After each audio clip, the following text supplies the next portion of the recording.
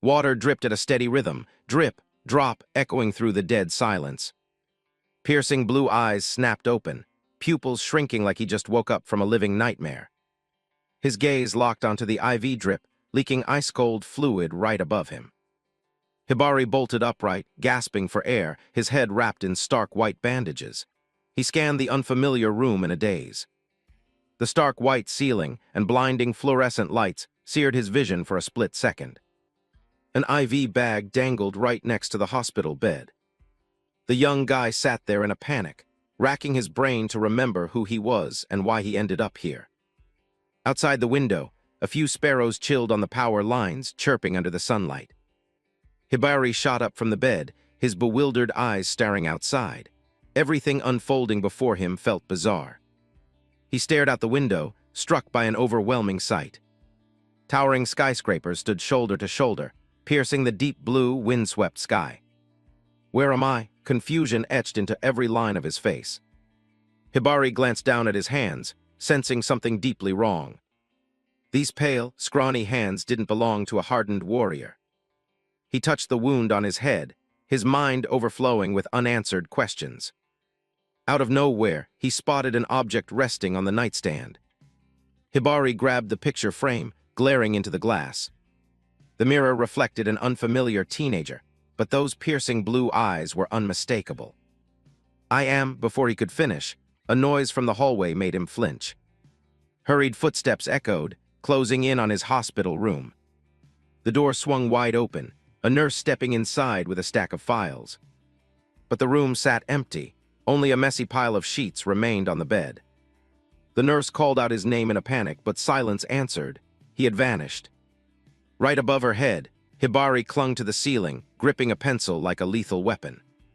His eyes turned icy, radiating a killing intent that froze the surrounding air. A jolt of electricity surged through his brain, dragging fragmented, violent memories along with it. The pencil tip hovered mere millimeters from the nurse's neck, but his killer instinct faltered. From his high vantage point, he tracked the strange woman's every move with peak paranoia. "I am," a commanding voice echoed from the depths of his subconscious. The modern world faded, making way for the twisted visuals of his past. Rewind 500 years, deep within the mist-shrouded mountains of ancient Kyoto. A silhouette tore through the foliage like a hurricane, moving at a terrifying speed. It was Gaku. Gaku gritted his teeth, enduring agonizing pain as he pushed his power past its limits. He clenched his jaw so hard his teeth threatened to shatter under the immense pressure. His legs pumped so fast his muscle fibers began tearing apart. Strands of muscle snapped, echoing with haunting, cracking sounds beneath his flesh. "My lord, you must survive," he roared in his mind, his eyes burning with resolve. Gaku ignored his own mangled body, fueled by a single driving purpose. Then a chill ran down his spine, forcing him to a dead stop. In the distance, thick black smoke and raging flames devoured a massive chunk of the sky. The sacred Hanojai temple drowned in a roaring sea of fire under the pitch-black night. "Hanojai is burning." Gaku stood paralyzed, his heart clenching at the carnage. A storm of arrows rained down, their piercing shrieks tearing through the burning sky. Slaughtered soldiers littered the ground, corpses piling up under the relentless barrage. Gaku weaved through the dead bodies, ignoring the desperate screams of those fleeing for their lives. Facing the blazing temple, he screamed, "My lord." Realizing his master's life hung by a thread, his rationality evaporated. Gaku triggered the forbidden berserk ninjutsu, a blazing blue aura erupting around his body. This technique forced his overloaded, shredded muscles to instantly reattach. Strands of tissue knotted and fused, generating an explosive power far beyond human limits. He stomped the ground, fracturing the earth, and launched himself forward like a lightning bolt. However, a shadowy figure blocked his path right in the middle of the inferno. "I cannot let you pass," a deep, menacing voice growled from the smoke and flames. The figure instantly recognized Gaku, Nobunaga's strongest ninja, charging in like a madman. Gaku's eyes flared, his sky-high killing intent locking straight onto the obstacle. It was Ryuga, the samurai dubbed the 999-man slayer, a living legend on the battlefield. Gaku lunged like a phantom, lacking a single ounce of hesitation or fear. His eyes emitted a cold blue electricity, reading the enemy's every microscopic twitch. Ryuga sneered. He rarely saw a ninja with the guts to attack head-on. He lowered his center of gravity, shifting into the EI stance, the ultimate lightning-fast draw technique. A blade slashed out at the speed of sound, ripping the air apart to form a crescent arc of light. Yet Gaku plunged straight into the kill zone, refusing to dodge. The razor-sharp edge grazed his face by a hair, leaving a long trail of light in its wake. Instead of getting sliced in half, Gaku's hand whipped out and caught the blade. He crushed the steel into jagged fragments with his bare hands right in front of his opponent. Gaku's monstrous strength left Ryuga frozen in pure shock. "Your speed of sound is as sluggish as a damn turtle," Gaku roared. Ryuga couldn't believe his eyes. His invincible EI technique had been shattered that easily. Glowing tattoos flared to life across Gaku's face, radiating raw authority. He morphed into a supernatural entity, channeling the forces of nature through every cell in his body.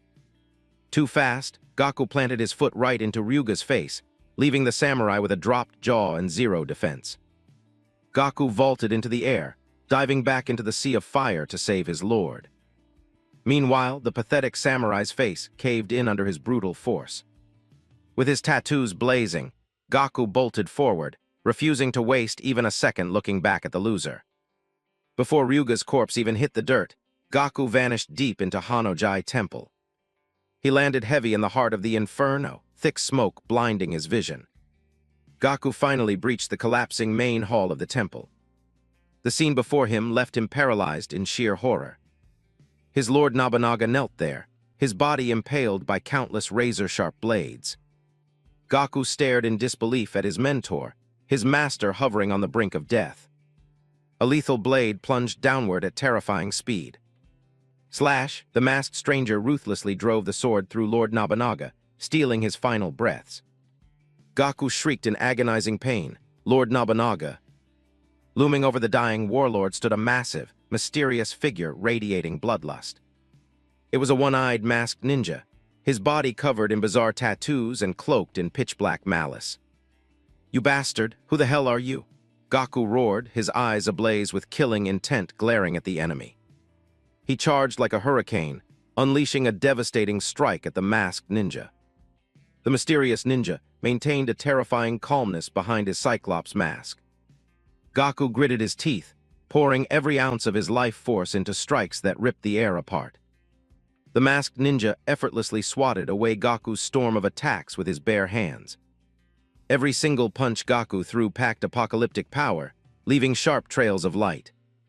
A fiery collision erupted, the shockwave violently shaking the surrounding space. Those blows packed enough force to slice through iron like tofu, yet the ninja remained unscathed. Gaku unleashed a brutal horizontal slash, tearing through the burning ruins of the hall. His fists carried ferocious momentum, howling through the air with pure rage. They could shatter boulders as easily as crushing a soft dumpling. Yet things were nowhere near as simple as Gaku assumed. The one-eyed ninja halted his thunderous assault with just a single palm. Gaku reeled in shock, feeling a dark surge of power shoving him backward. "Show me your face," Gaku barked, straining to snatch the mysterious mask. The masked ninja gracefully backflipped, dodging Gaku's grasp with flawless precision. He vanished right out of Gaku's line of sight, leaving him stunned and grabbing at empty air. He leaped onto the overhead beam, shrouded in a grim, dark purple aura. The ninja held a scroll in his hand. He was preparing to make his next move. A wave of dread washed over him. Gaku sensed an unnatural energy radiating from above. He unrolled the secret scroll covered in bizarre, ancient runes right in front of Gaku. "A scroll?" Gaku questioned, his eyes glued to his opponent's every twitch. The ninja began weaving hand signs at breakneck speed, muttering cryptic incantations. The killing intent thickened, and the sky above the temple seemed to violently warp from the dark magic. He concentrated all his energy, harmony, and speed into his rhythmically moving hands. A crimson light flared from the Cyclops mask, signaling an apocalyptic strike about to drop. Front, a deep, resonant voice echoed as he completed his final seal. A gargantuan white lightning bolt crashed from the heavens straight into the chanting ninja, its blinding light tearing the night apart and incinerating everything. Meanwhile, Gaku shielded his eyes from the flames, tracking the ninja's next move. Zap, amidst the howling electricity and thick smoke, Gaku braced himself to avoid getting swallowed by the blast. He escaped, Gaku gasped, realizing the ninja's presence had been erased. "Stop right there, get your ass out here," Gaku's roar echoed through the collapsing, burning temple. "Where the hell did you go?" He screamed in despair, but only the crackling flames answered back. Fresh blood stained the floorboards, painting a gruesome scene before the young ninja warrior. Without warning, Lord Nobunaga's hand twitched. He wanted to pass on his final words to Gaku before closing his eyes. Gaku stood shell-shocked as his lord's trembling hand reached out for him. "Lord Nobunaga," he rushed to the dying warlord's side in a pool of blood. Nobunaga suspected the attacker was a new master capable of nullifying all of Gaku's strikes. Gaku's eyes filled with sorrow as he watched his lord deliver his final will. The warlord warned him of the ninja's strange tattoos and sorcery, things he had never witnessed before. Gaku clenched his teeth, swallowing his rage and agony as he watched his master fade away. He slammed his fist into the burning wooden floor, a loud crack echoing through the morning silence. "I won't make it," Nobunaga wheezed, his words stabbing straight through Gaku's heart. A trail of dark red blood trickled down the warlord's face as he gazed at the teenager with forgiving eyes on the brink of death. "What a bitter regret," Nobunaga mumbled, the disappointment clear on his battle-scarred face. In his dying breaths, he dreamt of a world free from meaningless conflict, a peaceful kingdom where his people could thrive. Peace, Nobunaga's final wish echoed in Gaku's mind, igniting a new fire in his tear-filled eyes. A deep voice resonated in the darkness, thanking the loyal ninja for his unwavering service all this time. Looking down at the ancient city of Kyoto from the balcony, Oda Nobunaga stood with his back turned, confessing he wanted Gaku to see this view. The warlord flashed a relieved smile, recalling his life's ultimate dream, a world at peace. But reality was soaked in blood and fire. Inside the blazing Hanojai temple, Oda Nobunaga collapsed, riddled with wounds, while Gaku knelt beside him in sheer horror. Nobunaga's hazy silhouette appeared in the flames, leaving behind a sigh of profound regret. The lord's regret lingered endlessly, and then he drew his final breath. The warlord's corpse lay motionless in the inferno, his back bristling with cold steel. Gaku screamed his master's name in vain, his face contorted in agony. But Nobunaga was truly gone, leaving only a dark pool of blood on the wooden floor. Amidst the collapsing pillars, the ninja muttered his master's name one last time. He clasped his hands in prayer, a lone figure amidst the roaring flames. The ninja code was absolute. When the master dies, the servant must end his own life. It was the inescapable fate of someone living in the shadows. His hand gripped the hilt of his blade tightly. The word peace echoed like a whisper in the pitch-black void. The glowing tattoos on Gaku's body flared as he wondered if such a luxury actually existed. Because in a world drowning in warfare, he had never seen even a fragment of tranquility. Everywhere he looked, there was only carnage and fire. He had never felt a single second of peace. Even so, he chose death to prove his loyalty to his lord. Only Lord Nobunaga possessed the vision to see that future. Staring at the burning Buddha statue, Gaku decided to put his faith in that dream too. A deep blue aura flared around him, carrying a prayer to be reborn in a peaceful world. He swung his blade without hesitation, blood spraying the air. The legendary ninja's life came to an end. Fast forward 500 years, inside a modern, tranquil school. The doctor in the clinic asked the male student sitting across from him to repeat his name and age one more time. The student replied softly, his name was Hibari. With vibrant blue eyes staring straight ahead, he stated he was Hibari, 17 years old, a normal high schooler. Cut to a modern hospital. Someone was asking to verify his information again. Inside the examination room, the doctor sat across from his patient. He told the young man to introduce himself again. Looking him dead in the eye, The teenager clearly stated his name was Hibari, 17, and currently a high school student. The doctor nodded in satisfaction, confirming his consciousness was fully intact. He cleared Hibari for discharge and praised his miraculous recovery. Hibari remained silent, his gaze drifting away as if calculating his next move.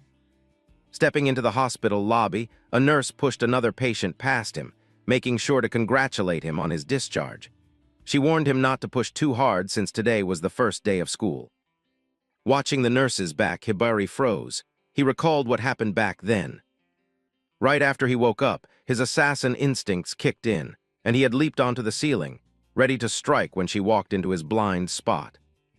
Hibari broke out in a cold sweat, thanking his lucky stars he hadn't actually murdered the nurse.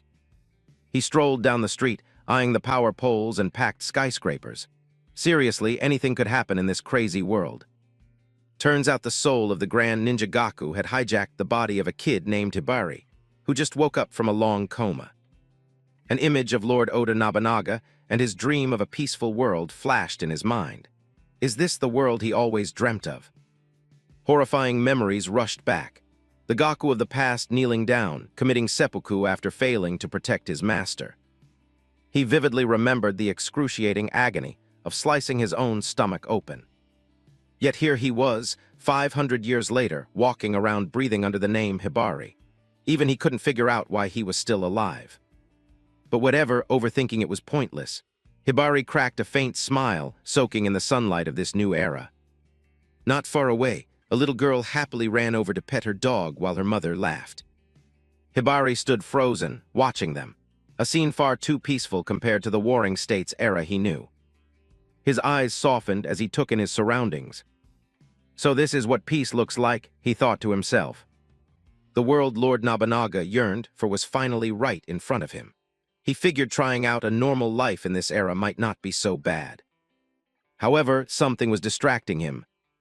Hibari found this uniform way too restrictive, barely letting him move freely. While he was fussing with his clothes, someone called out. He shot a glance toward the sound. Well, isn't it Hibari? The gang of delinquents swaggered over, their faces pale like they just saw a ghost. The fat boss, Kumazawa, chuckled smugly, shocked this punk was still breathing. Hibari locked eyes with the man standing in front of him. He started analyzing. This guy had zero killing intent, and his stance was wide open. Seeing the guy approach with a massive grin on his face, Hibari assumed this dude was definitely his friend. A lackey standing nearby smacked Hibari on the shoulder, barking at him for not greeting boss Kumazawa yet. Hibari repeated the name Kumazawa in his head to memorize it. Kumazawa kept that smug, mocking grin plastered on his face. Thinking they were buddies, Hibari flashed a bright smile back, politely greeting Sir Kumazawa. The lackeys stood dumbfounded, wondering why this kid was acting so obedient today. Kumazawa busted out laughing, boasting that the kid finally learned his place after bashing his head. He looked ridiculously proud of himself. He leaned in close, mocking that the fall from the roof must have rewired his entire personality. Hibari looked clueless, having no idea what this guy was rambling about falling off a building. Out of nowhere, Kumazawa threw Hibari in a headlock, dragging him along and declaring they could go back to enjoying their fun school life together. Hibari let himself get dragged, remaining unfazed, eyeing the fat guy with pure curiosity. What caught his attention most was the phrase, fun school life, the guy just dropped. Hibari figured school must be an incredibly entertaining place. He thought back to the Warring States, where joy was a luxury buried under ruins and corpses. Hibari cracked a grin. He was eager to see what this fun was all about. Hibari still thought this guy was a solid bro, so he enthusiastically told him, "I'm in your care from now on." The fat boss hauled Hibari away, inviting him to hang out at their usual spot. The goons trailed behind with cocky smirks. Hibari thought to himself, so this is what it feels like to link arms with friends for the first time. He found the experience pretty refreshing. Hibari checked out the school, still marveling internally at the peace of this era. The group stopped at an isolated corner of the schoolyard. Here, Kumazawa exposed his true colors as a violent thug. He casually sat on an orange-haired student's back like a human chair, then stuck his foot out and ordered, "Lick it." Hibari stood frozen, watching the scene with an emotionless face, seemingly trying to process what was happening. Kumazawa sneered, forcing Hibari to lick his shoes until they were spotless and shiny. The lackeys chimed in with mocking laughter. They taunted that the kid used to be great at this job, so why the hesitation now? Hibari watched in silence, a shift occurring in his eyes. He cast a side glance at the miserable student crawling on the dirt. Kumazawa glared down at him, his face dripping with pure disgust. The orange-haired student trembled, sweating buckets out of pure terror. Kumazawa crushed his cigarette out on the victim's head, bragging about his brand-new chair, since the last guy couldn't handle it and jumped off the roof. He whipped out his phone and told Hibari to take a good look at what was on it. The screen played a video of Kumazawa dragging a girl by her hair while she sobbed and begged for mercy. He laughed like a maniac, explaining that this kid's older sister had the guts to complain to the school, so he taught her a lesson she'd never forget. Hibari stared dead at the tiny screen, his ears assaulted by the fat guy's garbage words. Kumazawa shamelessly bragged that he planned to strip the girl down and have some fun just to spite them. The orange-haired student on the ground couldn't hold back his agonizing sobs for his sister. The boy screamed, begging Kumazawa to spare her, but only received the boss's extreme aggression in return. He barked at the kid, warning him not to ruin his good mood. Kumazawa dropped a filthy threat about what he would do to the girl next time. The poor victim could only sob and apologize helplessly at the abuser's feet. Hibari's eyes hardened. Kumazawa kept growling, "A chair doesn't get to speak." Without missing a beat, Hibari stepped up and placed a hand on Kumazawa's shoulder. A light tap, but it grabbed everyone's attention. The whole crew started sensing something off about Hibari. The lackeys and Kumazawa all looked bewildered. An illustration popped up, explaining that the act of licking shoes was a symbol of submission in Shakespearean plays, which Hibari knew nothing about. Hibari thought to himself that he didn't understand what a smartphone or those images were, but he knew for a fact this fat guy didn't fit the word peace. Hibari stated coldly, "There is nothing more pathetic in this world than the weak bullying the even weaker." The orange-haired student looked up in awe at the guy, defending him right in the middle of enemy territory. Kumazawa froze, veins popping on his forehead. He growled, asking what the hell Hibari just said. Hibari had no intention of starting a war. He was just stating his actual thoughts without hiding a damn thing. Hibari casually mentioned that his memory was a bit fuzzy since he just got out of the hospital. He lifted his foot, staring dead into Kumazawa's eyes with a cold command. "So why don't you demonstrate how to lick shoes for me first?" Kumazawa's rage hit the ceiling, the blood vessels on his forehead looking ready to burst. A terrifying anger swallowed the area. This was the undeniable signal for an unavoidable clash. The fat guy cracked a sinister smirk, exposing his savage face. He burst into maniacal laughter, mocking that Hibari must have left his brain behind in the hospital. Kumazawa cracked his knuckles, threatening to help engrave those painful memories back into his body. Hibari just stood there, his calm eyes tracking every movement of the furious giant. Kumazawa hurled a massive punch straight at Hibari, roaring viciously, "I'll teach you a lesson you'll never forget." The lackeys snickered from the sidelines, calling Hibari a massive idiot for daring to challenge their boss. Hibari remained motionless as the fist barreled toward him. He seemed slightly distracted, lost in the peaceful feeling he was experiencing for the first time. Close up on Kumazawa's furious face, he never expected a weakling like Hibari to be reckless enough to just stand there. Hibari looked mildly surprised when the fist nearly brushed his face. His judgment was lagging since it had been way too long since he faced an enemy. But right after, his instincts kicked in faster than his brain. Hibari executed the natural reflex of a seasoned warrior. Hibari's fist buried itself straight into Kumazawa's face. It was an unstoppable reflex, like blinking when dust hits your eye or sneezing from a virus.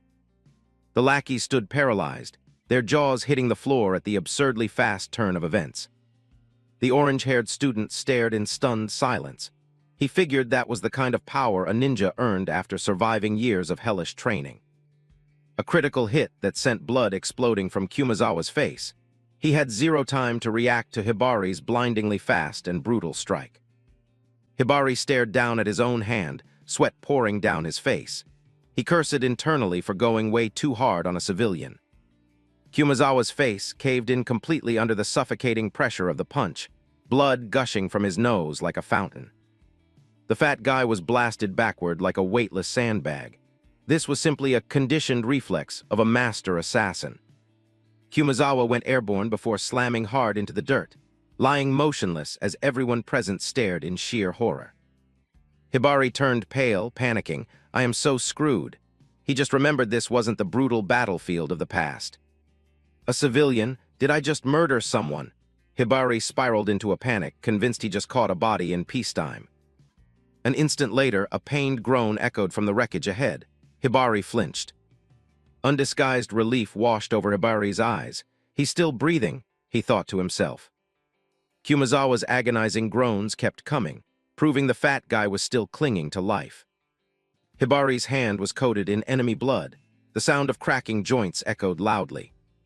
Hibari realized that even though his current body belonged to a high schooler, a ninja's technique was way too much for a modern human to handle. Kumazawa coughed up blood non-stop. The lackeys freaked out seeing their boss's face horribly disfigured from the punch. The grunts scrambled to help Kumazawa up. One panicked, yelling to get him to a hospital ASAP. Despite the agony, Kumazawa still managed to scream a threat, vowing revenge at all costs. Hibari just stood in silence, watching their backs fade away. Hibari let out a sigh of relief that nobody died. He grew even more convinced that ninjas were entirely obsolete in this era.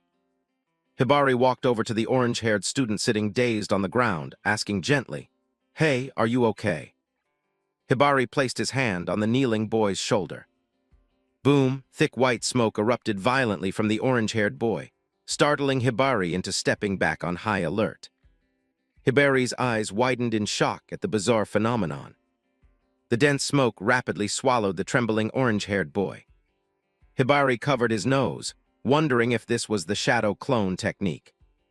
He narrowed his eyes, catching the sound of clicking coming from within the fog. Through the smoke, a young guy emerged with a cigarette dangling from his lips, looking cocky as hell. He strolled out casually, and Hibari instantly recognized this guy's footwork was no joke. Hibari immediately cranked up his guard, sensing the heavy killing intent pouring off his opponent. The orange-haired guy with weird tattoos on his neck bluntly asked if Hibari was a ninja. Spotting the glowing seal on his neck, Hibari was internally shocked. That was a ninja tattoo. The guy took a drag of his cigarette, oozing absolute confidence in his status. He introduced himself as Enzo Hattori, a ninja from the Shinoran Syndicate. The moment he finished speaking, Enzo, decked out in modern ninja gear, started gliding silently through the smoke. He wove hand signs, activating the mini drones hovering around him. A razor-sharp kunai was drawn at blinding speed. Enzo lunged forward, intending to claim Hibari's life right then and there. Hibari looked clueless, still not grasping what this ninja was rambling about. Enzo geared up to strike, while Hibari stood still, observing his opponent and wondering who the hell this ninja was. He vaulted forward, moving so fast he left only motion blurs behind. Hibari glued his eyes to the attacker's every twitch. Enzo launched himself into the air, syncing up with his modern tech gear. The electronic shisha drone spun wildly, spewing out massive clouds of smoke. Hibari stared at this weird, high-tech weapon. Enzo locked his hand signs, unleashing a move called Chimney Burst. Smoke billowed from his hands, rapidly swallowing the ground. Chain reaction smoke explosions detonated, completely blinding everyone in the area. Enzo shouted, triggering his secret art, Smoke Prison, to lock his opponent down. The white smoke coiled around Hibari like thick ropes. Smoke flooded the zone, forming a loose but insanely irritating cage. Hibari strained to see through the thin layers of smoke enveloping him. Out of nowhere, a kunai ripped through the smoke screen, flying straight at his head. In a split second, Hibari kicked a discarded iron pipe off the ground. He twisted his body to dodge the strike, reaching out to snatch his newly found weapon. Even if it was just a piece of scrap metal, Hibari was locked and loaded for a counterattack. The harsh clash of metal rang out as Hibari parried Enzo's strike dead in its tracks. He told himself to hyperfocus and not show a single opening to this enemy. Hibari gripped the iron pipe hard, sweat rolling down his cheek from the pressure of the fight. Enzo's stealth and offensive capabilities were no joke. The core of a ninja is the art of mimicry, camouflaging to infiltrate and scout. They could morph into anyone, even an average blue-collar worker, to pull off an assassination. Sometimes they acted weak and harmless, other times righteous, just to earn their target's trust. They hid their fangs, wore the mask of a regular civilian, and blended right into everyday life. However, in the most unexpected fraction of a second, the assassin would expose themselves and take down their prey with one lethal slash. Back to reality, Enzo Hattori was fighting to counter Hibari's strike. Beneath that preppy exterior lurked a bone-chilling killing intent. Hibari silently confirmed that the opponent standing before him was a hardened veteran. Mimicry, the art of disguise, was both a basic skill and the ultimate secret art of the ninja world. He wondered in shock if ninjas were still lurking in every corner, even in this peaceful era. Enzo closed the distance, smirking as he asked if Hibari was lost in thought. He blew a cloud of white smoke right in Hibari's face to provoke him. Hibari cursed as the smoke blinded his vision without warning. A brutal jab to his leg forced Hibari to grit his teeth and defend helplessly. He groaned as his opponent backed him into a corner, his reflexes suddenly turning sluggish. Hibari tumbled through the air like a squirrel to dodge Enzo's relentless attacks. He laughed triumphantly, declaring Hibari would never escape this smoke. Enzo confirmed this was the smoke prison, an inescapable cage meant just for him. Hibari yelled at Enzo to back off so he could explain himself. He swore he had no intention of fighting and just wanted to know what the hell was going on. From within the smoke, Enzo reminded him there was a serial killer ninja on the loose in this area. The gray smoke rings spiraled around the schoolyard, perfectly concealing Enzo's presence. He stated Shinoran's mission was to hunt down and eliminate that dangerous criminal. Enzo noted Hibari was also highly skilled at erasing his tracks and presence. The gray fog covered Hibari's eyes, making him even more confused facing this opponent. Enzo called Hibari a rogue assassin operating in the shadows without registering with the syndicate. Hibari denied it loudly, swearing he genuinely knew nothing about what the guy was saying. He said in this life, he only wanted to live a simple, peaceful existence. But Enzo just scoffed, brushing him off and calling Hibari a blatant liar. He insisted no real assassin ever begged for a peaceful life. Meanwhile, hands made of smoke grabbed Hibari's legs. Hibari realized in horror that he was too late. The smoky hands were clamping down hard on his legs. Hibari realized the enemy he was fighting was just a clone made of smoke. Out of nowhere, a barrage of razor-sharp kunai shot out from the smoke. Enzo roared, ordering Hibari to leave his life right here. Surrounded by death, Hibari's eyes instantly turned sharp and unyielding. Hibari closed his eyes, ignoring the kunai flying inches from his neck. He thought to himself, maybe things really had to play out that way. Inside the dense fog, Enzo looked shocked, not understanding what Hibari was planning to do. In that split second, he silently accepted the one truth he had always tried to deny. The fact that in this world, terrifyingly powerful ninjas still existed. Bright blue streaks flared on Hibari's neck, signaling his awakening power. He realized that even though 500 years had passed since the Sengoku period, nothing had really changed. Hibari opened his eyes, his gaze now carrying the crushing dominance of a legend. A massive surge of blue energy exploded around Hibari as the lethal kunai closed in. A thought flashed in Hibari's mind. The Sengoku era never ended. He swung his arm, the fierce energy blasting the kunai away, shattering them into pieces. Enzo Hattori froze in terror, failing to comprehend what was happening right in front of him. Normally, Enzo's smoke let him sense every microscopic movement and his opponent's body heat. This gave him the ultimate advantage in any game of hide and seek inside the thick fog. However, the second Hibari truly unleashed his dormant ninja skills. Enzo started sweating bullets, feeling an overwhelmingly monstrous presence. A multicolored tornado of energy violently erupted, completely swallowing Enzo's smoke. Enzo trembled, stammering incoherently under the invisible, crushing pressure.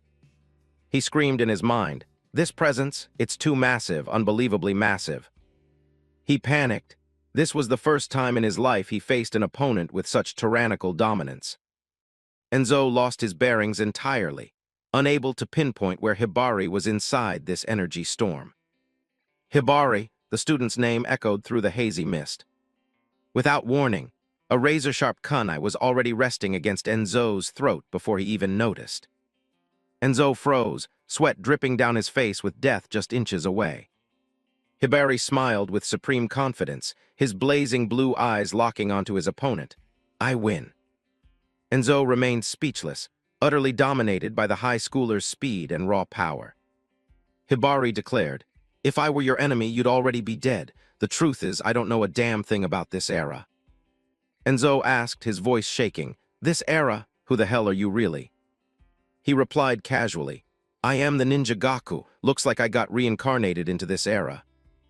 "Gaku?" Enzo gasped in sheer terror hearing that legendary name. Hibari kept the upper hand, the kunai in his grip radiating undeniable authority. Hibari twirled the weapon on his finger like a pro, then tucked it away. His tone shifted abruptly, turning friendly. He explained that's just how things went down. While Enzo was still reeling, Hibari retracted all of his killing intent. "Since we're done here, point me to some good food spots around here." Hibari walked off like nothing happened. Enzo stared at Hibari's back, his mind still blown. "Gaku, if that's really true." He muttered in awe, "This is unbelievable." A bizarre webbed foot touched down softly on the dirt nearby. A cryptic smile crept onto the face of a mysterious creature hiding in the shadows. It was the mysterious toad. It had witnessed the whole thing and seemed to be plotting something. The King Burger sign appeared under the clear blue sky, marking Hibari's first dining experience in the modern world. A poster for a mouth-watering double burger hung on the wall, leaving Hibari wondering what the hell it was. Hibari stared hard at the menu, highly skeptical if this stuff was actually edible. Enzo Hattori quickly educated his tech-blind senior, calling the hamburger the legendary food of this era. While waiting for the food, Enzo tried to act smooth and get the cashier's number but got shot down hard, while Hibari just stood there looking lost. Carrying the tray to the table, Hibari stared at the pile of burgers and fries, internally amazed at seeing such vibrant colored food for the first time.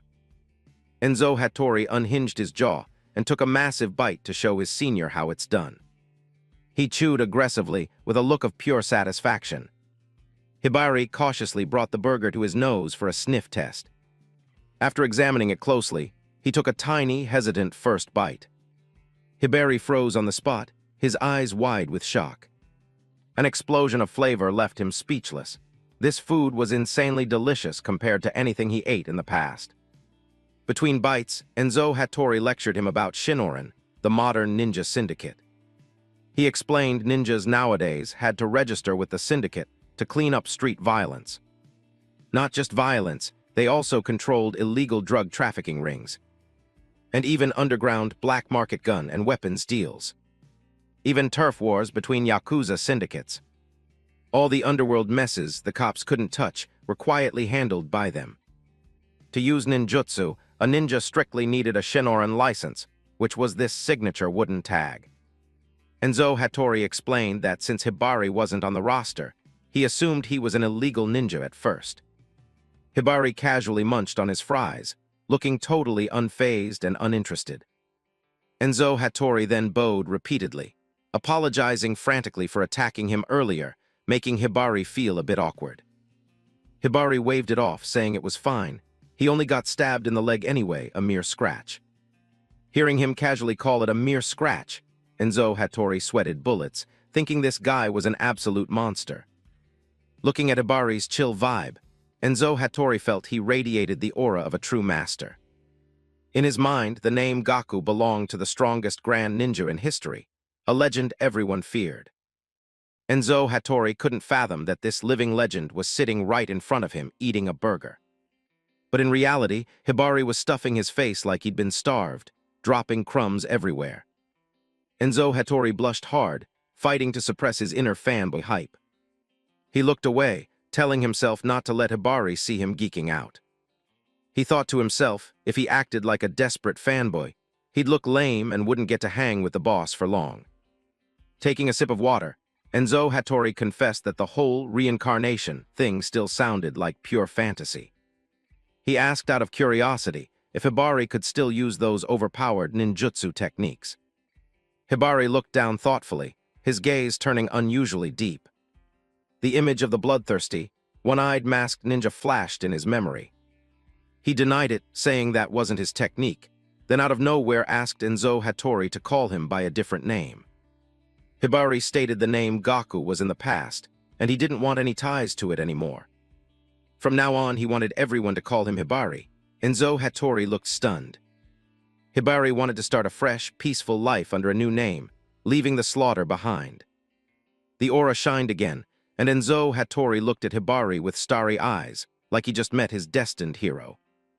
His eyes lit up with admiration for his senior's sheer swagger. Hibari told Enzo Hattori to just talk normally since they were the same age. No need for all the formalities. Hibari smiled gently, surrounded by an illusion of falling cherry blossoms like a true heartthrob in Enzo's eyes. Enzo blushed, his heart pounding, and meekly agreed to his senior's request. Enzo decided to drop the formalities and started explaining the real reason he attacked Hibari. Hibari listened, asking if this had anything to do with those rogue ninjas. Enzo's face turned serious, confirming the existence of scumbags who betrayed the code. He explained that normally, it's forbidden for a ninja to blow their cover or use ninjutsu in front of civilians. But lately, some punks were blatantly breaking the rules, openly attacking innocent people. Hibari's eyes turned icy as he grasped the gravity of the situation. The first shocking incident happened a month ago, on a night with heavy rain. The streets were swarming with cops protecting the Minister of Environment on his city tour. After wrapping up, the minister walked down the rain-soaked sidewalk under heavy guard. The entourage turned into a quieter street to give him some breathing room. Wanting to hide the fact that he hadn't quit smoking despite loudly preaching against it, he slipped into an alley for a drag. That hypocrisy forced the official to find a blind spot to satisfy his craving. Even with SB guards locking down both ends of the alley, disaster still struck. A blood-curdling scream shattered the silence, leaving the guards terrified. The minister clutched his throat, writhing in agony, his body seemingly being ripped apart from the inside. The guards rushed in, panicking, having zero clue what was happening to their boss. Grotesque tumors started bubbling up, pulsating terrifyingly under the victim's face. He clutched his face in absolute agony, his breathing turning into a choked wheeze. The horrific scene played out right in front of his helpless bodyguards. The minister collapsed, his agonizing screams tearing through the cold, rainy night. Finally, his head burst open. Blood splattered all over the dark alley, brutally ending the life of a high-ranking official. Hearing this, Hibari covered his nose, as if he could still smell the heavy stench of blood. Enzo revealed the autopsy, found an insanely lethal poison inside the victim. The killer spared no one. Even women and kids died the exact same agonizing way. Enzo crushed his plastic cup, raw fury painted across the teenager's face. Only a ninja had the skills to slip past the security net and poison the target that cleanly. He swore to hunt the bastard down and personally execute him. Hibari looked deep into Enzo's eyes, seeing a fierce, righteous rage burning bright. Even though Enzo talked a big game, Hibari believed this guy was reliable. Enzo told Hibari to look at the customers chilling around the burger joint. The schoolgirls sitting nearby were happily eating, completely oblivious to the danger lurking around them. They believed ninjas were just fiction, and that was exactly the peace the underworld needed to protect. If they knew an assassin was standing right next to them, society would crash into mass hysteria. The mission of ninjas like them was to quietly protect the everyday lives of civilians. But the peaceful vibe of the restaurant quickly faded into an illusion. Replaced by a blood-soaked vision of enemy attacks, a harsh reminder that their current peace was under severe threat. Hibari listened closely, his eyes flashing with a rare seriousness. Enzo Hattori looked Hibari dead in the eye, dropping a massive request. He wanted Hibari to team up and hunt down that sadistic poison killer. Enzo argued that if Hibari really wanted a peaceful life, he couldn't just stand by and watch this tragedy continue. Hibari stayed silent, his gaze drifting as he weighed Enzo's offer. He lowered his head, sinking into his own private memories. Hibari reminded himself that he had always lived and acted on his master's orders. In his entire past life, he never had to make such massive decisions for himself. He wondered in this new era who would be the master he must loyally serve. The image of Oda Nobunaga flashed back with a bright smile, echoing his dream of a peaceful world he wanted Hibari to see. Hibari closed his eyes, feeling the noble wishes his late master had passed down. The peaceful world Lord Nobunaga yearned for might just be the reality he was living right now. Hibari opened his eyes, meeting Enzo's gaze with iron resolve. "I understand. I'll lend you my strength." Enzo Hattori was blown away by his senior's decisive answer. He cheered excitedly. "I owe you one. Having you is like getting 100 reinforcements." Enzo eagerly asked for his phone number to keep in touch and promised to report Hibari's status to the Shinoran Syndicate. Hibari looked confused, asking about the concept of a phone number, completely alien to someone from the past. Enzo laughed, quickly explaining the convenience of smartphones in this digital age. Hibari pulled out his phone and handed it to Enzo, looking pretty awkward. Looking at the screen, Enzo's jaw dropped. The wallpaper was a gorgeous red-haired girl posing with Hibari, with 240 missed calls from Yui. Enzo screamed in jealousy, interrogating him about the identity of the beautiful girl. Outside an apartment complex, a silhouette stood by the door, seemingly waiting for something. A girl with long, slender legs. Hibari strolled up to her after a day packed with wild surprises. Spotting Hibari, Yui blew a fuse, chewing him out for making her wait so long. Hibari sweated bullets, awkwardly apologizing to the furious girl in front of him. Yui kept nagging, ordering Hibari to carry all the luggage and open the door right now so she could rest. Hibari bitterly obeyed, putting up with her ridiculous demands. Yui suddenly leaned in close, sniffing out the smell of fast food on Hibari. She instantly guessed he went out for burgers and scolded him for not taking care of his health right after leaving the hospital. Yui lectured him strictly, calling junk food literal poison that wrecked the body. The word poison accidentally triggered Hibari's anxiety about the mystery assassin Enzo mentioned. Yui was an energetic college student and an acquaintance of Hibari's mom. She was trusted with the responsibility of taking care of and supervising Hibari after his discharge. Enzo looked at Yui's photo with heart-shaped eyes, swooning over her radiant beauty. Hibari casually asked if Enzo wanted to meet this girl, hyping him up even more. Back to business, Enzo started showing Hibari how to navigate home using the map app. Enzo's face turned dead serious as he handed out advice to his new partner. He warned Hibari to stay on high alert, because a ninja could disguise themselves as anyone in society. Hibari pondered the invisible threats lurking around him. Raindrops began falling. Hibari stood quietly in the rain, looking up at the darkening sky. Hearing Yui yell at him to hurry up, he rushed to carry the heavy bags, chasing after her into the apartment. The rain poured harder, washing away all traces on the empty streets. Under a manhole cover, a mutated liquid hand belonging to the liquid ninja slowly crept out, signaling a deadly hunt was about to begin. The night rain battered the apartment complex, swallowing everything in a dead silence.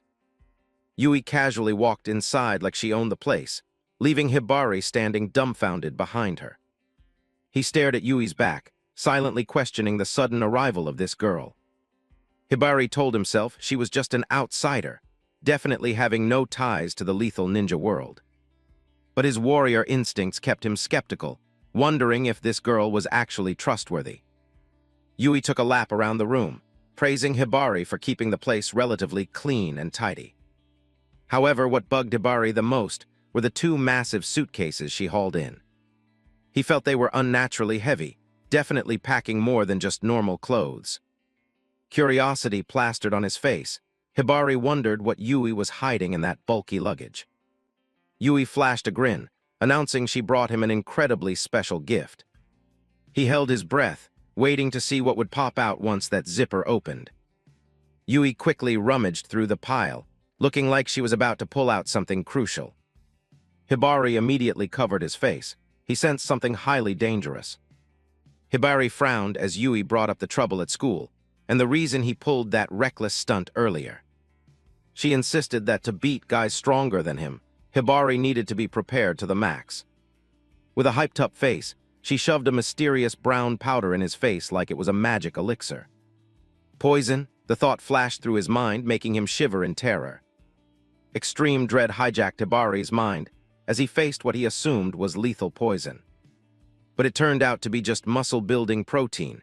Yui held it up high like a priceless health artifact. Hibari looked clueless, stammering the alien word protein he'd never heard before. Yui plopped down on the floor, launching into a rant about how weak he'd been since he was a kid. She sighed, complaining that it had been 10 years, yet his stamina hadn't improved a bit. A loud thud echoed as a heavy dumbbell was yanked out of the suitcase and dropped right in front of Hibari. Hibari stared wide-eyed at the black chunk of iron, wondering what she planned to do with all this heavy junk. Yui laid out an entire arsenal of workout gear, claiming Hibari's current body was way too skinny and frail. Everything from dumbbells to an ob roller was put on display, locked and loaded for a brutal training regimen. She sighed, saying if he kept this up, she'd be too worried to even sleep at night. Hibari blankly picked up the dumbbell, still not grasping the real purpose of this gear. Seeing him fumble, Yui jumped right in to demonstrate how to use every single piece of equipment with burning passion. He quietly watched the girl sweating through her workout, starting to see her concern in a new light. Yui squeezed the hand grips until her face turned red, trying to prove that building muscle was no joke. Hibari realized this girl wasn't an enemy. She genuinely cared for him like family. Yui nudged Hibari, asking herself out loud why she had to bend over backwards worrying about him this much. Her eyes softened, revealing she owed Hibari's mom big time and couldn't just ignore him. That's why she decided to move in, to personally oversee his training. Flashing a bright smile, Yui warned Hibari never to think about doing anything stupid ever again. Hibari stood in silence looking at the energetic girl, feeling a bizarre sense of peace slowly settling in. A moment of hesitation crossed his mind. He wondered if he should reveal he wasn't the Hibari she used to know. He was about to open his mouth and explain his true identity, but paused, not knowing where to start. Before he could speak, Yui stretched and groaned about being tired, complaining she was drenched in sweat from the trip. Saying that, she casually stripped off her outer jacket right in front of Hibari to go take a shower. Hibari froze, his eyes bugging out in pure shock at Yui's bold and totally unguarded action. Yui innocently announced she was gonna borrow the shower, and told Hibari to get a towel ready for her.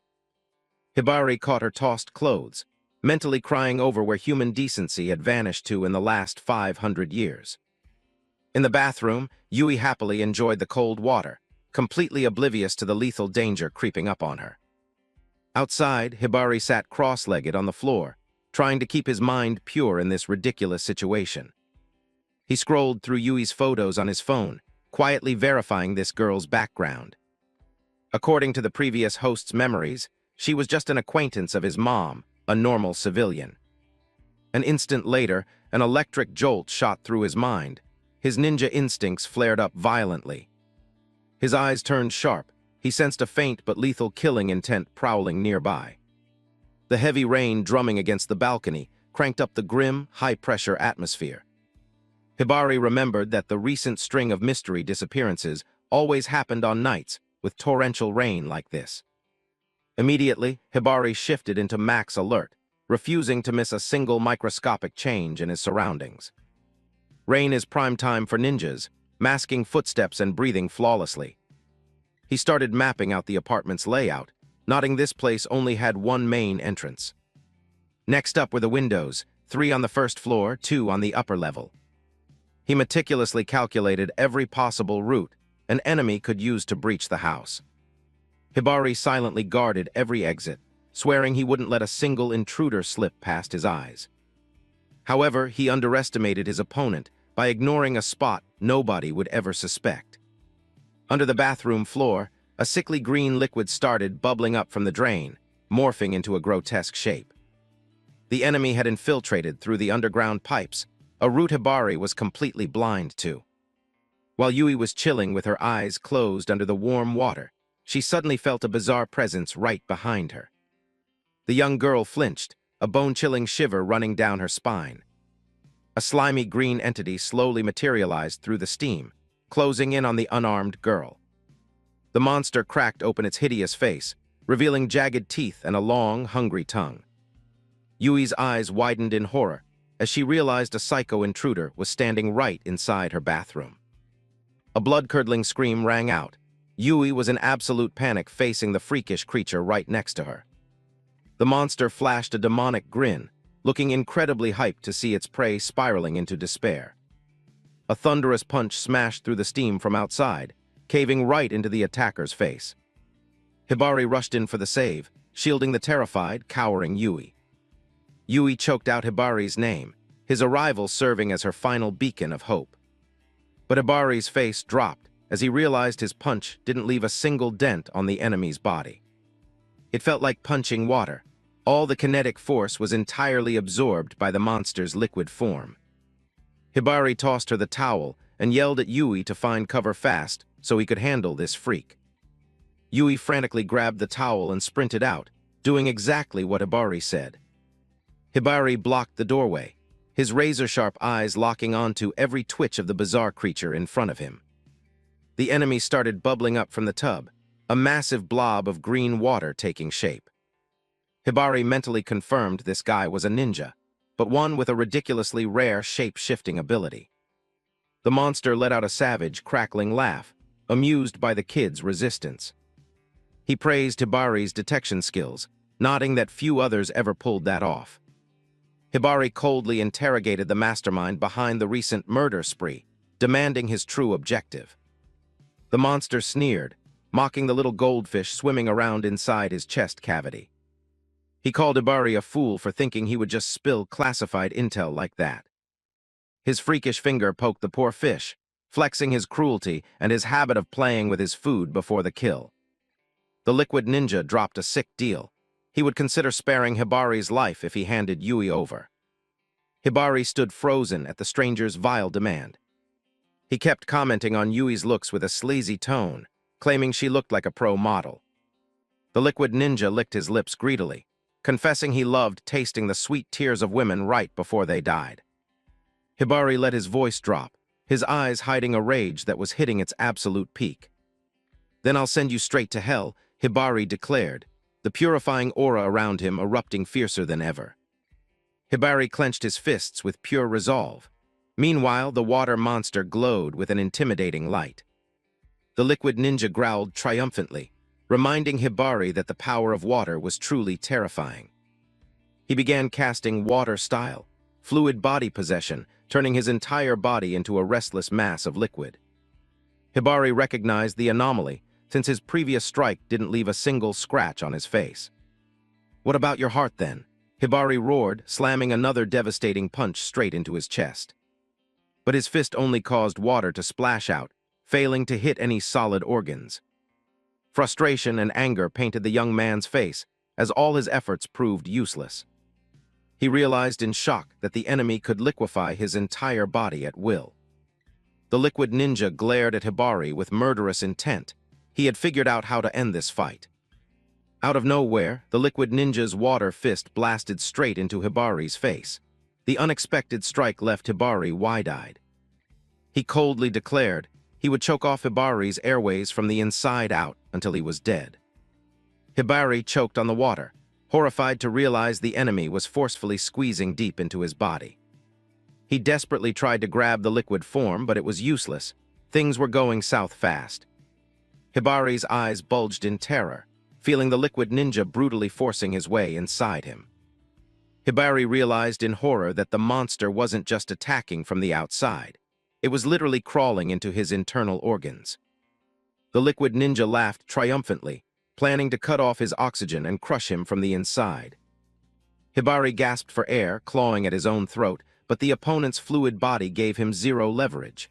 The situation was dire. The core issue was the affinity of ninjutsu, the deciding factor of power in the ninja world. The two base affinities were fire and water. Alongside lightning, earth, and wind, they made up the 5 basic ninjutsu affinities. Normally, after brutal training, a ninja would awaken and wield one of these elemental affinities. Rarely, some possessed special variant affinities. Take Enzo Hattori. His smoke arts was a variant branch of fire style. But Gaku was a bizarre exception. He never awakened a single elemental affinity during his entire training arc. Instead, he clawed his way to the top of history solely by maxing out his physical conditioning. For Gaku, ninjutsu was simply turning his mortal body into a weapon of mass destruction. However, for a pure physical brawler like him, a guy who could liquefy his body like the liquid ninja was a massive counter. The disgusting green water just kept shoving down Hibari's throat, leaving him helpless. He fought to resist, but his lungs started screaming in pain from the lack of oxygen. Hibari's eyes rolled back, his consciousness fading as the monster started flooding his chest cavity. The liquid ninja laughed maniacally, ordering the kid to be a good boy and just die. But Hibari wasn't even close to quitting. He still had one final trump card. He compressed all his remaining ninjutsu into his fist, generating a colossal surge of energy.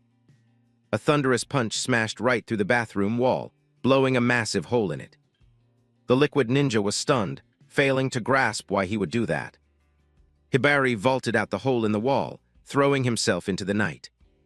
He hit the ground, vomiting streams of green water, leaving the monster bewildered.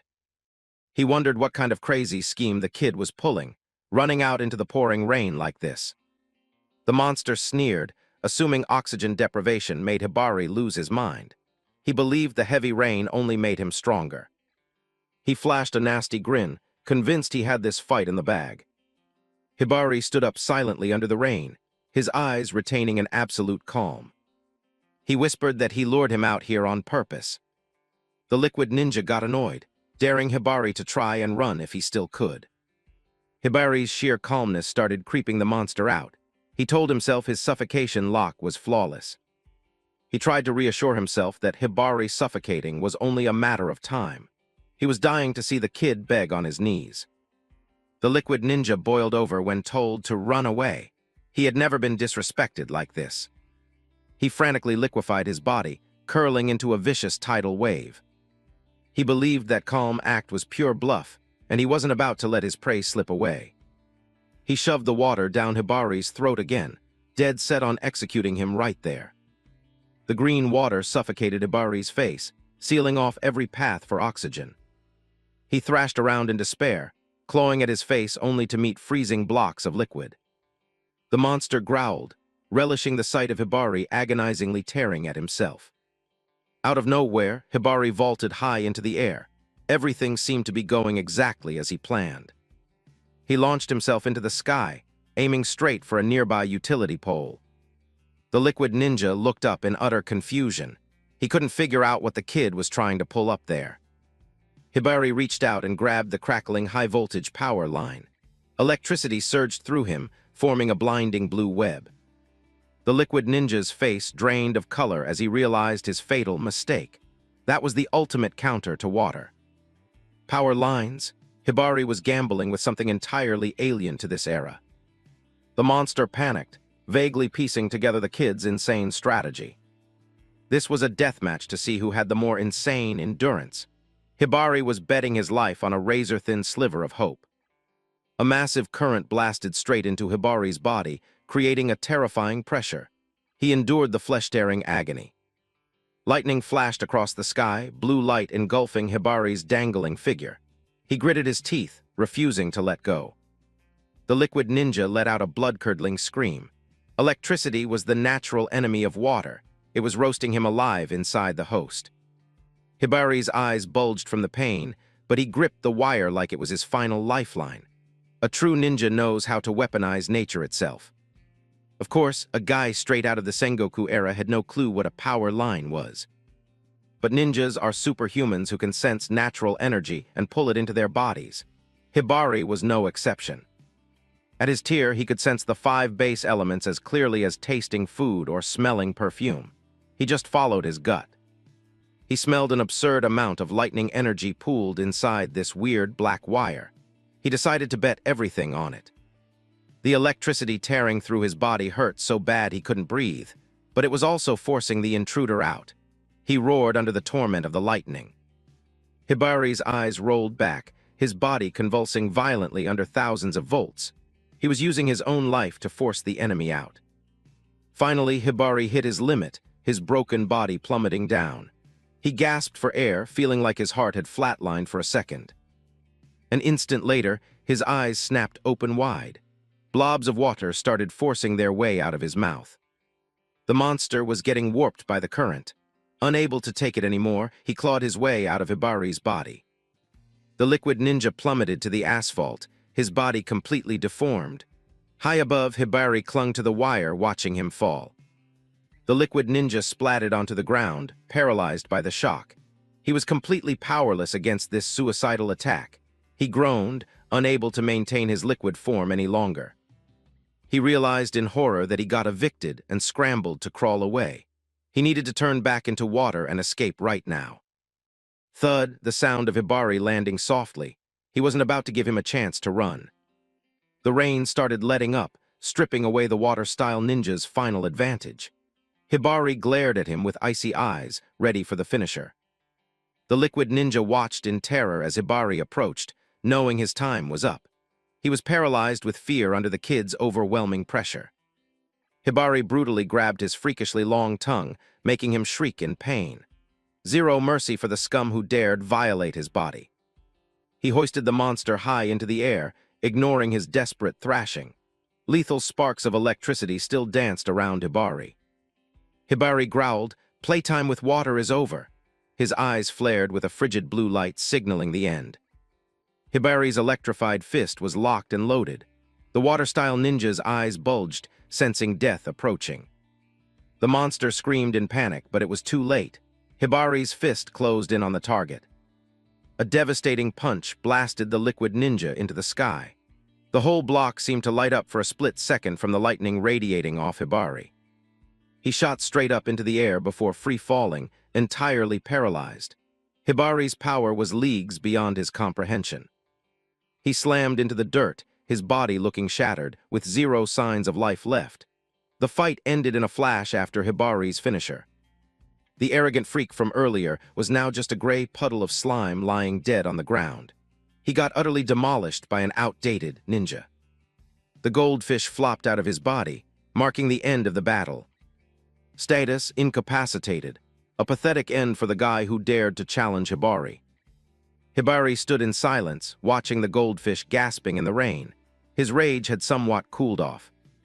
He gently reached down, scooping up the poor little goldfish. He looked lost in thought, staring at the spoils of his victory.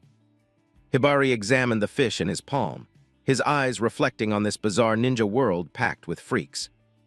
He looked up at the sky, feeling the final raindrops hit his face. The battle was over, but the nightmare was probably just starting. Hibari stared at the goldfish, sighing when he saw his apartment wrecked.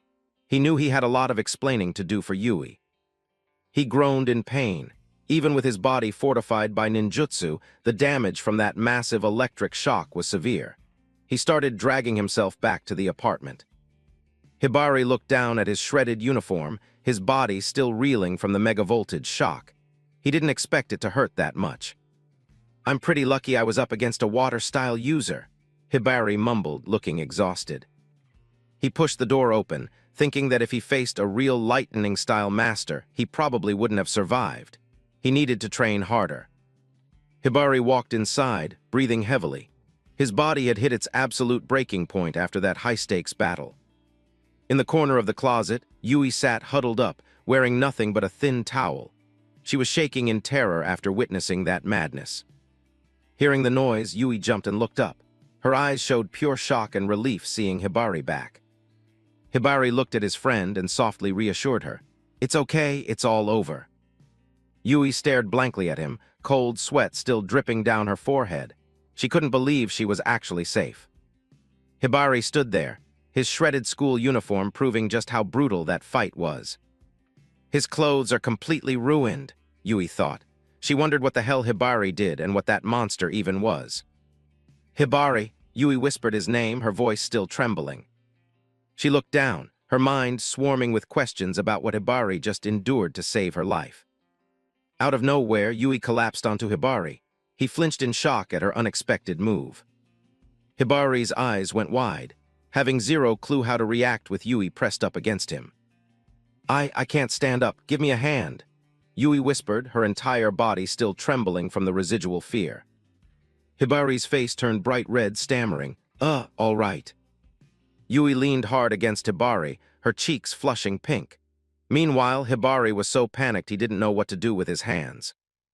Yui's small hands gripped Hibari's shirt tight, searching for a solid anchor. "Thanks for saving me," Yui whispered, resting her head on his chest. The teenager froze, his heart hammering in his chest. Hibari's face burned like a ripe tomato. He had never been this close to a girl in a situation like this. Suddenly, Hibari scooped Yui up in a princess carry. Yui jumped, not expecting him to be that bold. "Hey, what are you doing? Put me down right now," Yui shrieked, embarrassed and annoyed. Turns out it was a massive misunderstanding. Hibari thought she needed to be carried, while Yui just wanted him to help her walk. "Got it," Hibari awkwardly explained. He let Yui lean on his shoulder to support her more normally. Yui was still blushing, stumbling as she walked next to Hibari. Silence swallowed them both for a second. "Earlier I called you a weakling. I'm sorry," Yui mumbled, refusing to make eye contact. Seeing Yui regain her composure, Hibari felt a wave of relief. He teased, "You're looking a lot better now." Hibari flashed a gentle smile at Yui. Amidst the rubble, the bond between the two seemed to level up. A bit later, Hibari was on a video call with Enzo Hattori. "Got it, a water-style ninja," Enzo analyzed after hearing the report. Enzo continued through the screen. "All right, I'll contact the Ninja Association. They'll dispatch a retrieval team to lock him up ASAP." Enzo was chilling on a high-rise rooftop, scoping out the city at night while talking to Hibari. He looked pretty hyped that the mission was a success. The screen showed the bald ninja lying unconscious on the bed. Enzo wondered if this was the serial killer they were hunting. "I'm not so sure," Enzo pondered. "But if his ninjutsu is liquefaction, it explains how he could vanish and reappear whenever it rained." Hibari held up the cup with the goldfish to the camera. He revealed this guy had been stalking Enzo and him during their earlier fight. Hibari sat in his room, keeping an eye on the paralyzed ninja on the bed. The goldfish, the liquid ninja's true host, swam in the tiny cup. He nodded, agreeing with Enzo's logic. The pieces were falling into place regarding the attacker's identity. Enzo Hattori kept deducing, maybe he's trying to wipe out the other ninjas to secure his dominance over this turf. That's always a possibility. Without warning, Enzo spotted something seriously wrong on the screen. His eyes bugged out in terror. "Hey Hibari, behind you!" Enzo screamed his lungs out over the phone, trying to warn him. Hibari whipped around and froze. A massive swarm of frogs appeared out of nowhere, crawling all over the unconscious ninja. The freaky green frogs swarmed the ninja's face and body, an insanely disgusting and haunting sight. "This is bad, Hibari," Enzo roared. "If that's enemy ninjutsu, they only have one objective. The sole purpose of these monsters, to silence him and cut off the intel." Enzo screamed in panic. "Damn it, they're here to execute the failed ninja. Hibari, I'm counting on you. He's a massive intel goldmine." A giant frog flicked its bright red, threatening tongue. Hibari realized the threat. "No way, those are poison dart frogs." Through the phone, Enzo kept screaming, "Don't let them do it." In unison, the long, spear-like tongues shot from the frogs straight at the unconscious ninja on the bed. "Don't let him die," Enzo roared. Hibari gritted his teeth, thinking, "I won't make it in time." In that split second, Hibari knew he had to act, with zero margin for error. He concentrated all his ninjutsu into his fingertips, a glowing blue light wrapping around his rapidly moving hands. At breakneck speed, Hibari snatched the pens off the desk to use as improvised weapons. He spun and launched a devastating throw. The pens turned into hidden projectiles, tearing through the air. The entire sequence took a mere 0.05 seconds. The brilliant blue streaks bolted straight for the freakish frogs. Blood splattered as the pens impaled the frogs. Hibari successfully shut down the first wave. A green frog got pinned down by a ballpoint pen, dying instantly. Hibari executed the whole swarm flawlessly, not leaving a single one alive. But Hibari's eyes narrowed as he noticed something wrong. One tongue was still moving. Hibari watched in horror as a frog by the window launched its tongue forward. The long, venom-laced tongue shot straight for the bald ninja's neck. A fatal strike pierced the prisoner's throat. Fresh blood sprayed out, dyeing the white pillow red. The poor ninja only managed a final groan of agony before the venom kicked in. Hibari stood rooted to the spot, his face twisting in absolute shock. He had failed to protect their only witness. He's done for. The ninja's entire body started bubbling with tumors, and blood kept geysering from his neck. The young Hibari stood frozen, watching the ninja writhe, his mouth hanging wide open in his death throes. An instant later, a horrific blood explosion erupted from the wound, blasting everything away.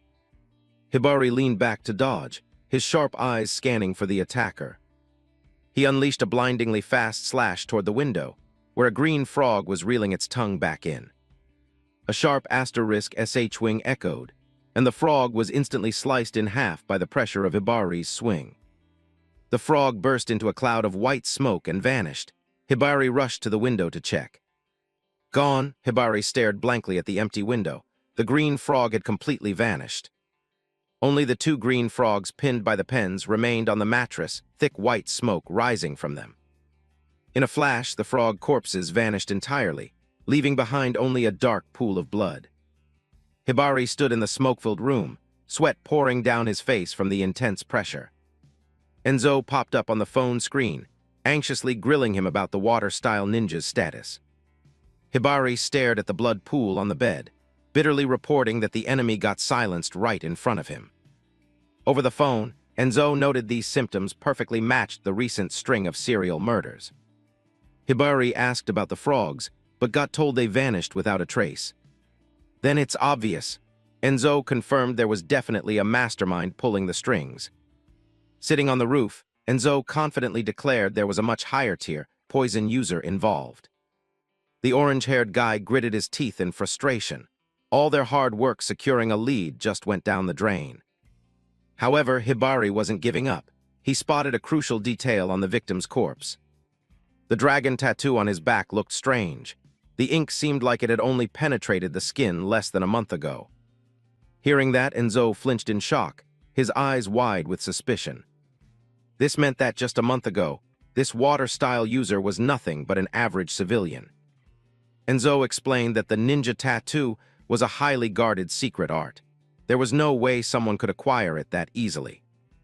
An amateur transforming into a water-style monster in such a short time was beyond impossible. Hibari connected the dots, realizing the enemy's scheme was way more massive than they thought. The poison user was quietly raising an army of disposable pawns out of normal civilians. They possessed a method to forcefully and rapidly awaken ninjutsu power.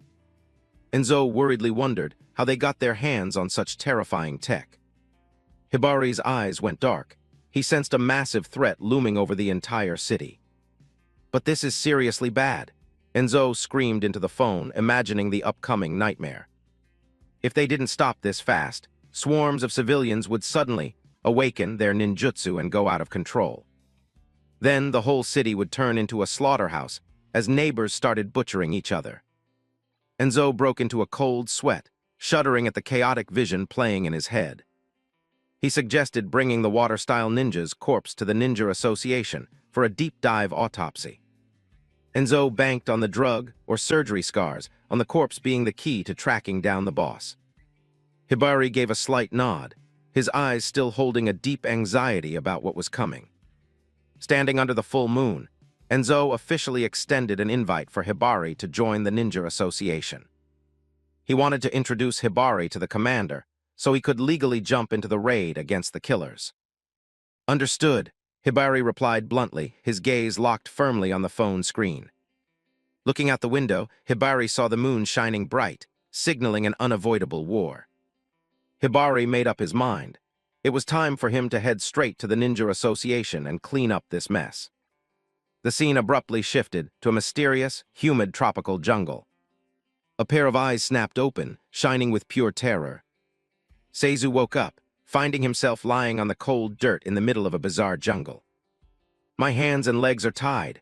Who the hell did this?" Seizu questioned, feeling his legs bound by rough ropes. He flexed hard, but the ropes only dug deeper into his wrists. Seizu took a deep breath to steady his nerves. He reminded himself he was a pro ninja from the association. Memories came flooding back. Seizu recalled he was right in the middle of a covert op in the city. Just moments before, Seizu was carefully tracking his target from above. A freaky purple smoke appeared out of nowhere, swallowing Seizu from behind. "This smell, what the hell is this?" Seizu gagged from the bizarre scent. The smoke flooded the zone, making his vision blur and his head spin. "Did I get drugged and dragged to this hellhole?" Seizu wondered, collapsing onto the ground. He bitterly realized he walked right into a trap without even knowing who the enemy was. The air here was hot and muggy, exactly like a suffocating miniature rainforest. In the distance, a giant green frog unhinged its blood-red jaw, letting out freakish noises. Sweating buckets, Seizu felt a bone-chilling killing intent closing in. He scanned the area, desperately hunting for an escape route in this dense jungle. A silhouette slowly stepped out from the bushes. "Oh, you're awake." A woman rocking fiery red hair and a bizarre four-eyed mask emerged. She smirked wickedly. Seizu jumped, yelling, "You, who are you?" The woman just sneered, looking totally chill, like she was just playing with her food. Seizu intentionally stalled for time, answering her taunt. "You wanna play riddles? What do I get if I guess right?" In his head, he was aggressively calculating how to dislocate his joints to slip the ropes. Seizu channeled all his strength into his hands, ready to pull off a masterclass escape tech. But a wave of paralysis slammed into him, draining the color from his face in pure terror. "My arms, why are they so heavy?" Seizu realized he couldn't even control his own hands. The woman stepped closer, stating all his efforts were useless. "The only thing you can move right now is your neck up." She called him a pickle soaked perfectly in neurotoxin, making Seizu's neck veins bulge in fury. Seizu stared in shock as he pieced together who she was. "Poison! You're the poison user from the serial murders." "Seems I'm more famous than I thought." She giggled, but then dropped a chilling line. She wasn't the one cooking up the poison. She held her hand out for a green frog to hop onto, claiming they were the real poison craftsmen. Seizu was horrified by the absolute insanity standing in front of him. His eyes widened in pure disgust. The woman pampered the toad, mesmerized by its vibrant colors, calling it a jewel-like beauty. She pulled out a weird tube and squeezed out a thick glob of liquid. Instantly, the toad shot its long tongue out, greedily devouring the concoction. "I'm simply feeding them," she explained, looking insanely satisfied. The toad's throat bulged as it swallowed the toxic-laced meal. The poison refinement process activated inside the frogs, brewing ultra-lethal toxins that spread like glowing particles. The red-haired woman stood in the jungle, bragging about the joy of crafting these lethal treats for her frogs. "So those mass murders were just part of your sick experiments?" Seizu roared in absolute fury. She casually admitted it, comparing using humans for tests to using lab rats. She still wasn't satisfied because the current poison was too weak. A haunting close-up of the eye of the one carrying the Grim Reaper. The red-haired woman cradled the frog, her eyes gleaming with madness. "I wonder what the results will be this time." The frog opened its mouth and made a freaky noise, ringing the death knell for the unlucky victim. This hellish garden was swarming with green frogs packed with lethal venom, just waiting to strike. Seizu lay there, utterly powerless. She stood tall, declaring she needed an even deadlier poison for the upcoming war. This time, she kicked off a new brutal cycle on her prey's body. "I want a poison that can melt flesh and bone until there's zero trace left." In a flash, the frog on her hand launched its long, spear-like tongue straight down. "You," Seizu screamed, clenching his teeth, his eyes burning bright red. A flaming sigil flared on Seizu's forehead, his eyes blazing in ultimate agony. A burst of fire-style jutsu erupted, spawning a fireball right in the woman's face. The red-haired woman smiled with pure satisfaction behind her mask. "Thanks for being the sacrifice for my experiment." A glowing red tongue pierced straight through the fire, signaling the end of a life. The lethal tongue struck Seizu dead in the forehead. He screamed in agony as the horrific toxin began its destructive work. Aagh, his face warped grotesquely, his flesh melting off like wax. A blood-curdling scream echoed as Seizu's body dissolved into a sickening pool of sludge. In a fraction of a second, all that remained of Seizu was a bleached skull sitting in the mud. The woman called her partner back. She stroked the toad, her voice dripping with pride and amusement. "Looks like I mixed it flawlessly. Just as I thought, this is the strongest batch." On the ground, Seizu's gear was reduced to rags floating in the sludge. She raised the toad to eye level, obsessing over the poison ninjutsu, masterpiece she had chased for so long. A sick, twisted kiss for the creature of death, marking the completion of an unmatched poison. The scene cut to the bustling Tokyo station at night, where bright lights masked dark secrets. Inside a descending elevator, Hibari and Enzo stood in silence, deep beneath the endless flow of people. They were heading to a massive, hidden underground space 180 meters down, where a bridge led to an imposing manor. The entrance gate was decked out with a gigantic, menacing demon mask. This was the Ninja Association HQ. A stone-paved path led deep into the ancient manor, wrapped in hazy smoke. Enzo led the way for Hibari. Both wore dead serious expressions, ready for whatever came next.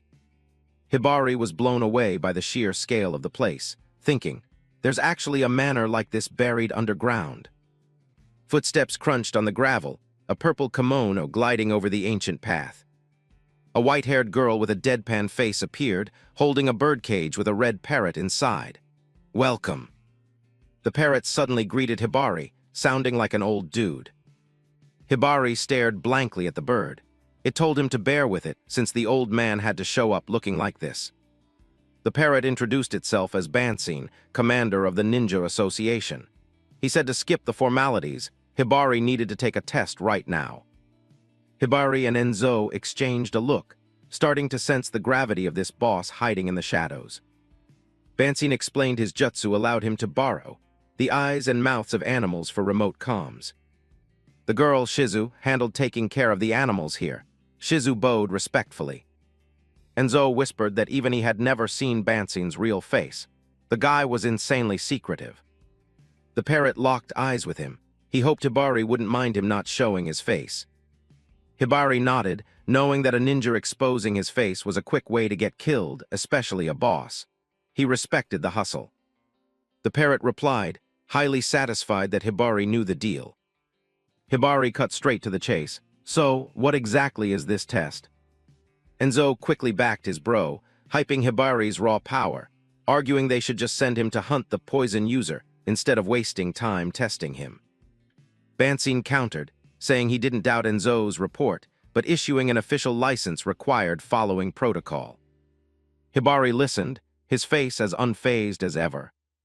The commander explained he couldn't greenlight a license without knowing the kid's elemental affinity and ninjutsu tier. Shizu stood quietly, listening. Hibari bluntly admitted, "My ninjutsu doesn't have an affinity." The parrot replied coldly, "I know." An illustration of blazing fire style and refreshing water style popped up, followed by flashing lightning style, rock-solid earth style, and chaotic wind style. Bansin brought up how the old Hibari never had any of those affinities either. Relying purely on baseline physical enhancement, Hibari still clawed his way to the top. The image of the legendary Gaku flashed back. The legend of the ninja Gaku still echoed in the modern era. A lone man standing on a battlefield packed with enemy corpses.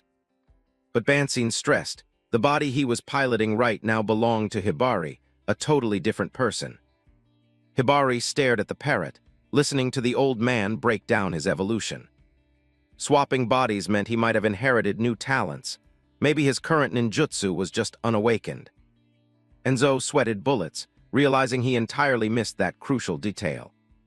Ninjutsu is the manifestation of nature's power flowing through the body. Hibari started taking this seriously. If the body changed, the natural elemental affinity could shift too. The elemental chart spun around a meditating silhouette. A black cat strolled out meowing, carrying a candle on its back. A single candle was lit in the darkness. Hibari and Enzo stared at the candle, waiting for the next phase. The parrot dropped a provocative question, "Don't you want to find out?" The cat stood proud with the candle holder on its back. Bansine asked, "What is your affinity?" All three locked eyes on the parrot. Curiosity was stamped clearly on their faces. The commander declared, "The Tomi ritual begins." In the massive, dead-silent hall, Hibari sat cross-legged facing the tiny candle. Enzo and Shizu stood by, watching the heavy ritual. Shizu kept a tight grip on her birdcage. Hibari closed his eyes, executing the Kyujian hand seals. The candle flame started flickering. An overwhelming pressure violently erupted, shaking the air in the room. Hibari's power was breaking loose. Enzo started sweating buckets from the insane aura. Shizu's eyes showed a flicker of shock, too. Hibari sat calmly before the candle, prepping the Kyujian seals to awaken his power. The first seal, Rin, kickstarted the process, gathering a massive pool of energy inside him. Next was Pyo, the tempo speeding up as his ninjutsu was refined. Hibari ran through To and Sha, the core steps to polish his ninjutsu to pure perfection. Followed by Kai, Jin, and Retsu, systematically awakening the dormant power inside him. And finally, Zai and Zen, completing the 9 ancient seals to fully unchain his strength. A brilliant aura of ninjutsu exploded around Hibari, bathing his entire body in blinding light. Enzo was blown away. Hibari's ninjutsu had hardened to diamond tier just by weaving signs. The ritual's pressure flooded the room, suffocating both Shizu and Enzo. The parrot squinted, not expecting the kid's power to hit such a monstrous level. Shizu started gasping for air, her body shaking violently under Hibari's crushing dominance. Sweating heavily, Shizu gritted her teeth, enduring the terrifying weight pressing down on her. Bansine spoke through the parrot, warning Shizu not to push it and to close her eyes before she got hurt. Following orders, the kid fought back the dizzy spell hitting her. Bansine noted Shizu wasn't high-level enough to tank this aura with all 5 senses yet. Shizu squeezed her eyes shut, looking exhausted but still obeying the command. All eyes were now glued to the candle, the ultimate catalyst for the Tomi ritual. This was the test to pinpoint ninjutsu affinity by channeling refined power straight into the flame. If it was fire style, the flame would erupt violently. If it was earth style, the flame's color would completely mutate.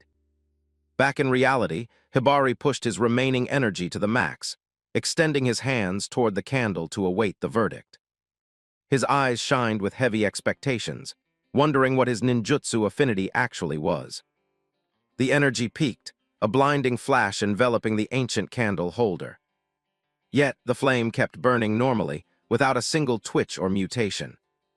Enzo froze for a few seconds, unable to process the result playing out in front of him. Both Shizu and Enzo were dead silent. The candle burned as if zero apocalyptic ninjutsu had hit it. Hibari's aura faded, and he stared at the flame, looking a bit let down that nothing happened. The ritual clearly ended without changing the flame's color or shape one bit. Even the red parrot looked stunned by this bizarre, anticlimactic ending. Hibari let out a breath, relaxing his muscles after dumping his entire energy pool into the test. He shrugged with a dry laugh. "Looks like I'm still affinity-less, just like my past life." Enzo groaned in disappointment. All that hype just went up in smoke. Hibari scratched his head, saying he lived fine without an affinity, so it really wasn't a big deal. Enzo was still salty, yelling that he was totally expecting an earth-shattering explosion. The red parrot watched the 2 young guys bickering in the middle of the hall. Bansine's eyes looked deep in thought. The old man was definitely calculating something massive. "How strange," he muttered to himself. Behind the curtain, Bansine in his traditional gear wondered how a guy with god-tier ninjutsu could lack an affinity. That was supposed to be impossible. He softly called Shizu, making the kid snap to attention toward the curtain. Bansine ordered Shizu not to blow out the candle, but to leave it exactly as is so he could get it investigated immediately. Shizubo deeply, "Understood, sir." The kid walked off quietly, her kimono gliding across the floor as she carried out her orders. Anyway, the test is done.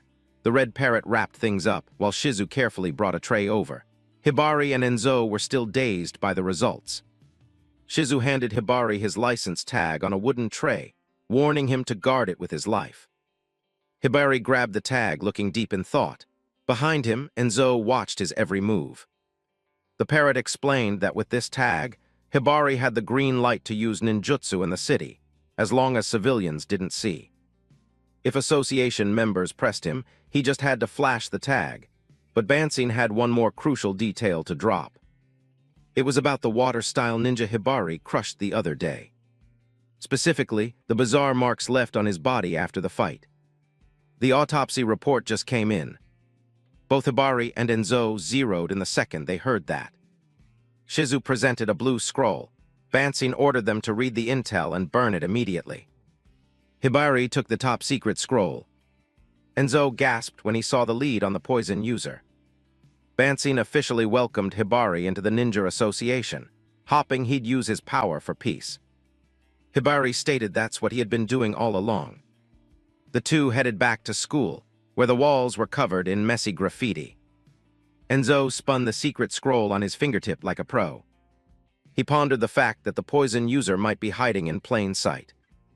Enzo scanned the classrooms, watching the students go about their day. He suspected the target was lurking right inside this very school. Enzo took a drag from his vape, while Hibari kept his cold poker face. Thinking about tearing apart this massive school made Enzo groan. He snapped his fingers, sparking a tiny flame that incinerated the scroll instantly.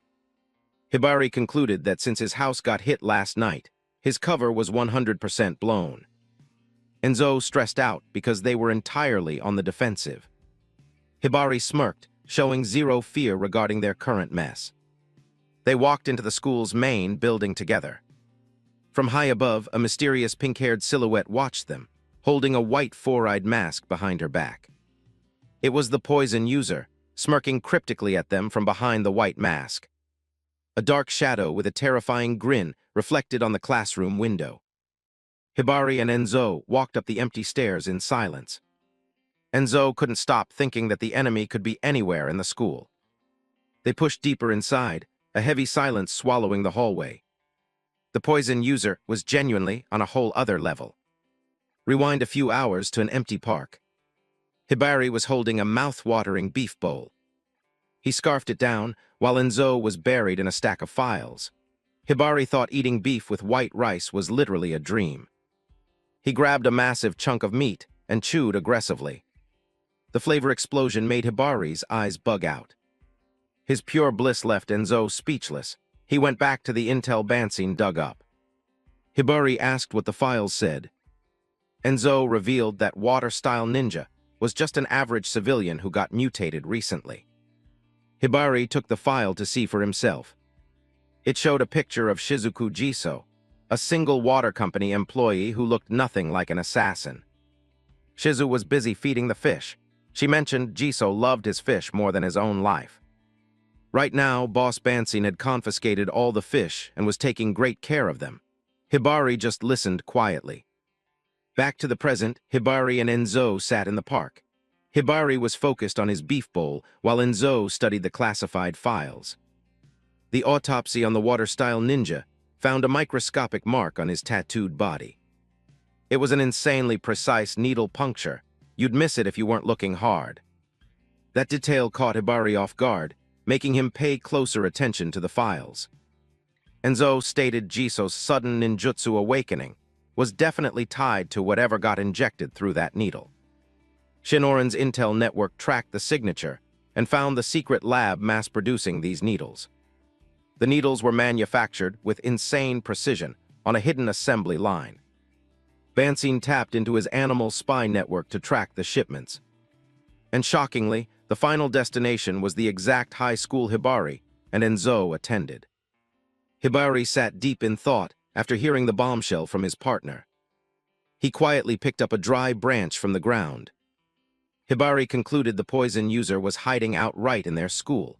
He whipped out a box cutter and started whittling the branch. Enzo watched Hibari's weird crafting session with heavy skepticism. Seeing his bro aggressively whittling, Enzo asked what the hell he was doing. Hibari said it was better than showing up empty-handed. He flashed a cocky grin, calling the sharpened stick his secret weapon. They stepped into the school hallway, the walls tagged with weird graffiti. Hibari recognized a brutal reality. Both of their ninja identities were fully compromised. He strictly warned Enzo to watch out for anyone trying to get close from now on. An instant later, a mob of schoolgirls swarmed them, screaming Hibari's name and begging to shoot TikToks with the famous kid. One girl ran up, hyping Hibari for sending Kumazawa straight to the ER. Enzo freaked out, not understanding how the news spread that fast. Right then, Ms. Mikan showed up looking disappointed, ordering Hibari to the disciplinary office after school. Even the teachers knew. Enzo sensed something incredibly wrong was going down. He recalled the fight with Kumazawa. It was just the two of them and his loyal goons. Unreal. News of the brawl leaked everywhere. The mob of students suffocated Enzo. He had no idea who to guard against. Things were going from bad to worse, as they accidentally became the center of attention. Hibari visualized every student around them as an enemy holding a poison frog. He was dead certain they had been watched for a long time. The enemy witnessed the entire Kumazawa fight through their elite spy network. A frog was still hiding in the shadows, tracking Hibari's every move. Hibari lowered his head, calculating his next play to escape this mess. He realized the poison user was the one spreading these malicious rumors. Even if they ran, the students would just chase them. The heavy footsteps of the nosy mob grew louder. A group of students charged at Hibari, phones out and ready. Instead of dodging, Hibari opted for a wild move. He pulled out a coin and took his stance. With monstrous force, Hibari flicked the coin like a literal bullet. The coin tore down the hallway, smashing straight into the glass window at breakneck speed. A deafening crash echoed as the massive window shattered into a million tiny pieces. The sudden explosion terrified Enzo and the students. A girl let out a scream. Amidst the wreckage, Hibari calmly told everyone to watch their step, then walked away with Enzo. Enzo froze, realizing Hibari intentionally used coins to shatter the glass. He started piecing together the real strategy behind his bro's destructive stunt. The broken glass covering the floor acted as makeshift caltrops, blocking the nosy mob from advancing. Ms. Mikan angrily ordered the students back to their classrooms to break up the chaos in the hall. Ms. Mikan looked stressed, saying she had to call the janitor to clean up this mess right now. A girl nearby waved goodbye to Hibari. Enzo thought to himself that even though they bought some time, it was just a temporary fix. Hibari still looked deep in thought. Hibari flashed a cryptic smirk, his eyes glowing with confidence like he just figured out something massive. He declared he knew exactly who the hiding, poison user was, leaving Enzo shocked and highly suspicious. The two stared at the glass-covered hallway. Hibari swore he wouldn't stay on the defensive. It was time for the counterattack. Hibari's destination was the disciplinary office, where Ms. Mikan was patiently waiting. Inside, Ms. Mikan casually prepped tea, the evening sun glowing through the window, painting a peaceful scene. She carefully poured hot water into the cup, white steam rising in the quiet office. Checking her watch, Ms. Mikan scolded Hibari for being late. She even excitedly bragged about buying some sweets for them to share. Strawberry shortcake and pudding sat on the desk, looking incredibly tempting. Hibari walked in with a blunt greeting.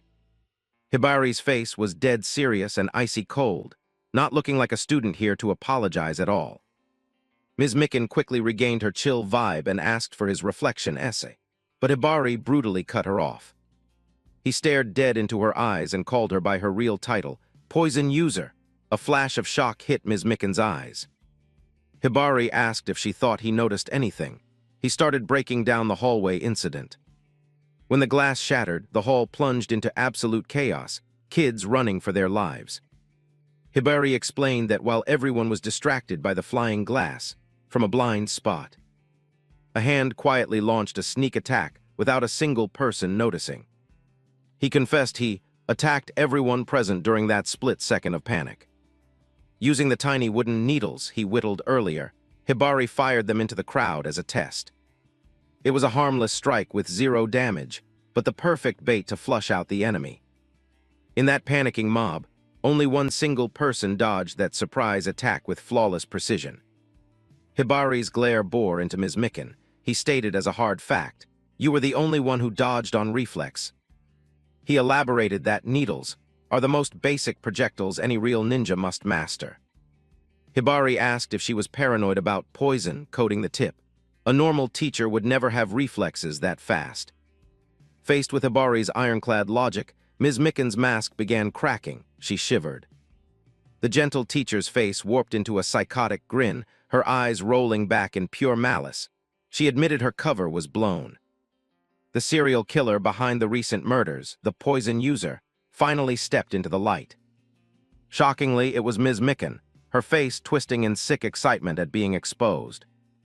Hibari gripped his pen like a dagger, declaring he would execute her right here. Ms. Mikan started stripping off her lab coat, casually saying she had no reason to stick around in this meat suit anymore. Hibari narrowed his eyes, not letting his guard down for a second as his enemy transformed. She laughed maniacally, exposing 2 massive scorpion tattoos on her chest as her body began glowing. It was a shinobi seal, the key to pulling off high-level ninja arts. Hibari guarded his face and took his stance, but Mikan's body was already mutating, twisting grotesquely.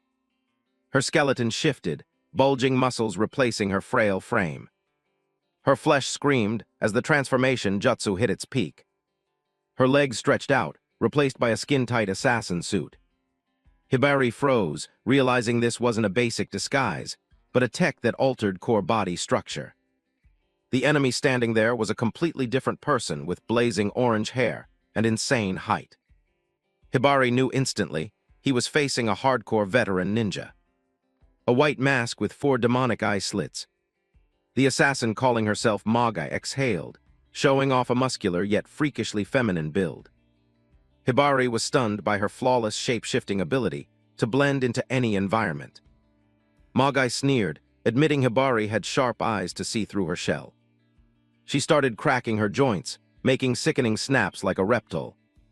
Maga's body contorted unnaturally, gearing up for a blitz attack. She launched forward at a terrifying speed, ripping through the air. Hibari instantly powered up, blue streaks glowing on his neck as he channeled max output. Hibari launched a jab with his pen, but Manga effortlessly dodged it. Her fluid movements and speed caught Hibari off guard. Manga laughed sadistically, her blood-red eyes shining with pure bloodlust. She threw a massive sweeping strike, forcing Hibari to vault into the air. Manga kept the pressure on with heavy, unpredictable combos. Hibari kept a death grip on his pen, his eyes laser-focused. Manga closed the gap, flashing that horrific grin right in Hibari's face again. Hibari flinched, sensing something horribly wrong with her attack pattern. A syringe packed with emerald green poison slid out of Maga's sleeve. She aggressively thrust the needle at Hibari with both hands, forcing him into a desperate defense. Even worse, a tiny frog popped out of Maga's mouth, whipping out a long, whip-like red tongue.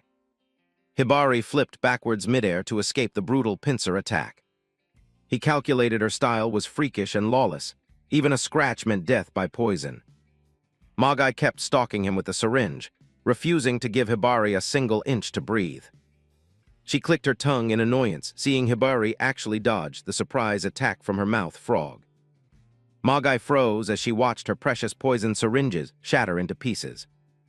Hibari stood there bathing in his blue aura, casually stating he saw her holding something way too dangerous. In that split-second clash, Hibari used his pen tip to slice a perfect line across the syringe. The vial shattered, the poison spraying everywhere, completely trashing Maga's toxic plot. Maga stared at the spilled premium poison, whining that Hibari's move was such a waste. She asked if he knew how insanely hard it was to refine that toxin once it was loaded. Maga stressed it wasn't medicine. A single drop was enough to flatline a civilian instantly. She had burned through countless test subjects to craft the ultimate poison, the perfect tool to break a human. Magai's eyes burned red with rage, as her life's work was obliterated by Hibari in a flash. Hibari demanded to know how many people she murdered for these psycho experiments. 178 people. That was Magai's cold answer, with 14 in this city alone. Visions of victims melting away flashed by, proving the assassin's sheer cruelty. She casually bragged that she memorized every single life she ended. The killing intent around Hibari grew thicker and more terrifying than ever at her sheer inhumanity. He charged at max speed, dead set on ending the fight right now. But Magai suddenly dropped a name that made Hibari slam the brakes: Amami Yui. Hibari's pen tip stopped millimeters from Magai's throat. She sneered, asking if Hibari wanted to know how his friend was doing. Magai challenged Hibari, holding the ultimate trump card. Hibari's face hardened. He realized he walked right into the cunning assassin's trap. Cut to a normal apartment complex in the late afternoon. Inside the room, Amami Yui was getting ready for a solo home workout. She booted up her phone, happily scrolling through yoga and Pilates tutorials. Yui started doing comfortable stretches, completely blind to the danger hunting her. Back to the fight, Hibari fought to suppress his rage hearing the enemy's threats. Magai admitted Yui was her hostage, and she could pull the trigger at any second. On the ceiling of Yui's room, a swarm of poisoned toads clung tight, tracking her every move. Yui kept working out carelessly, unaware the Grim Reaper was hanging right over her head. Magai swore that with one tiny signal, the frogs would execute Yui with pinpoint accuracy. Hibari lowered his head in silence, knowing one wrong move meant a tragic end for Yui. Magai smugly asked if Hibari felt the rage burning now that he was backed into a corner. She ordered Hibari to stand down and not take a single step. The threat to murder Yui dripped with ice from the psycho killer's mouth. Magai's face looked demonic as she soaked in the high of holding someone's life in her hands. The poisoned toads above Yui flicked their tongues, their lethal venom locked and loaded. Hibari held his stance, his eyes turning colder than ever. Poison dripped from a frog's mouth onto the floor, hissing with toxic white smoke. Magai laughed, asking if Hibari was blown away by her flawless prep work. She explained she used ninjutsu to max out the toad's camo, waiting patiently for this exact moment. Their perfect stealth was the secret weapon Magai used to dominate her prey. Magai announced she was launching an all-out assault on Hibari from every angle. She dropped her terms. Hibari had to stand still and let her kill him if he wanted to buy Yui's life. Hibari cracked a smirk, nodding that hiding behind hostages was a classic dirty ninja trick. Magai's eyes shined with malice, convinced she had the win in the bag.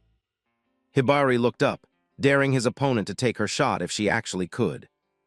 Hibari's insane, borderline crazy confidence left Magai stunned, her eyes bugging out in disbelief. Magai was rattled by his reckless attitude, while the blue aura from him still radiated crushing pressure. She gritted her teeth, pure fury erupting as she felt disrespected by a weaker opponent. Magai roared like a maniac, assuming Hibari was just bluffing, and instantly summoned the poisoned toads. With a murderous point of her finger, she ordered the freaks to shred Hibari's body and end his life right now. Magai's face warped with hysteria.